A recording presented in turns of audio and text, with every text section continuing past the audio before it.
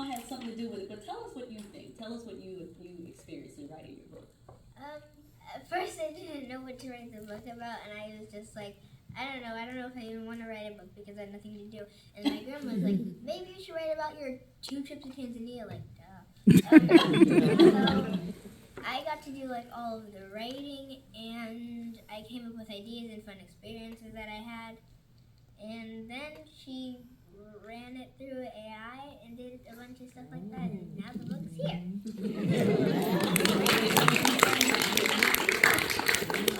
That's really great. Thank you for sharing. All right, Dr. Roll.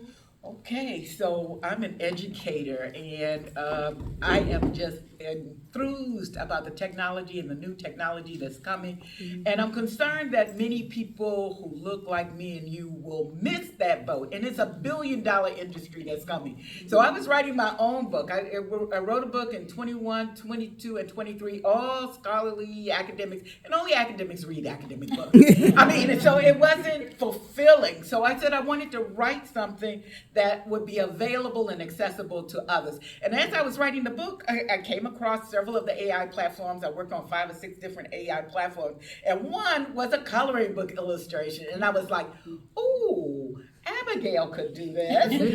And we don't have to wait. We can do it now. The technology lowers the barrier to entry. If we had to use illustrators to do this book, it would have taken months and maybe even longer. I literally tell you, it took weeks. She did her story, and I did a text to image, and it created the illustration for her. And so, and it wasn't that hard. And when we were talking about the book, some of my colleagues, one of my colleagues, or not even a colleague, someone who was responding to a blog item I had, said that there is a book in all of us. Every one of us have a book. The issue is how to write it, and sometimes there's issues of confidence. And my thesis to my students, as well as Abigail, is just talk about you. Your journey is different from everybody else's journey. And so once she started talking about her, I was like, I didn't know you had that much going. So the one part is just writing the story. The other part is getting it out there and published. And so we'll talk more about that.